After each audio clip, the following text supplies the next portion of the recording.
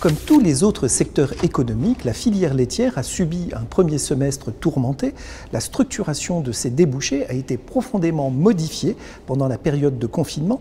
La fermeture de certains commerces et lieux de service s'est en effet traduite par une forte diminution des ventes de produits laitiers à destination de la restauration hors foyer, des marchés, mais aussi au niveau des rayons à la coupe des grandes surfaces.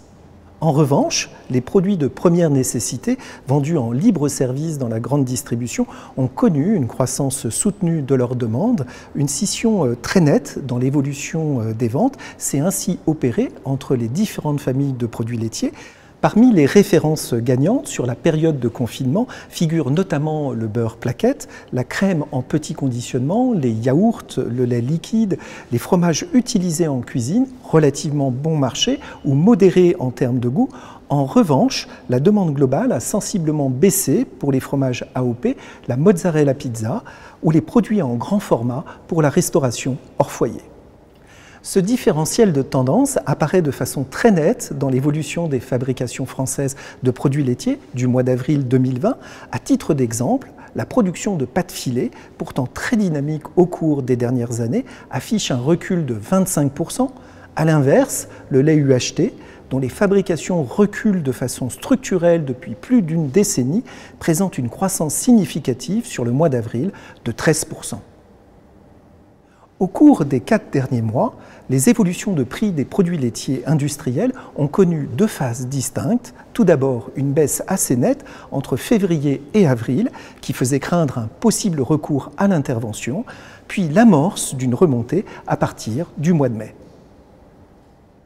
Ce retournement de tendance est à mettre en liaison avec l'apparition de facteurs étayant une relative maîtrise de l'offre d'une part, et une demande plutôt résiliente d'autre part. Au niveau de l'offre, le pic de production en France a été bien lissé, comme le recommandait l'interprofession, alors que la collecte affichait une croissance de 2,4% sur le premier trimestre 2020. Elle a ensuite baissé de 0,7% sur le mois d'avril et ce recul se poursuit sur les mois de mai et de juin.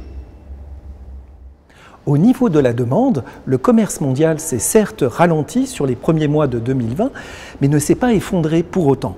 Les évolutions des exportations françaises de produits laitiers en attestent, avec des baisses relativement contenues, aussi bien pour les fromages que le beurre et les poudres de lait. En guise de conclusion, la filière laitière se redresse après une période de forte turbulence. Les perspectives à court terme apparaissent moins sombres qu'elles ne l'étaient au mois de mars, en amont du pic de collecte. Pour autant, les perspectives sur le second semestre 2020 restent difficiles à cerner. La crise économique n'a pas encore exprimé sa pleine mesure. L'évolution du comportement des consommateurs dans les mois à venir reste donc incertaine, que ce soit en France ou dans le reste du monde.